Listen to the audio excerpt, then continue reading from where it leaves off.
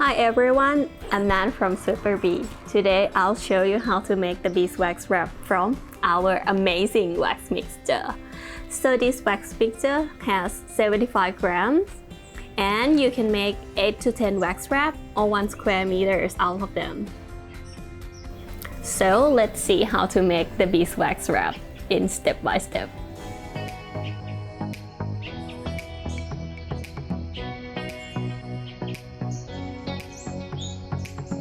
So the first step, you have to grate our mixture with the graters.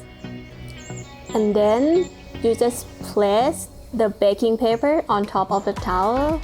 After that, you place a fabric on that baking paper and sprinkle the beeswax around.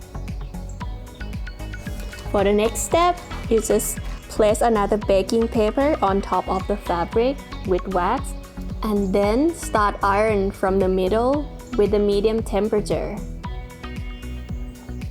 Make sure that the wax covers all the edges of the fabric. You can open the top baking paper to check.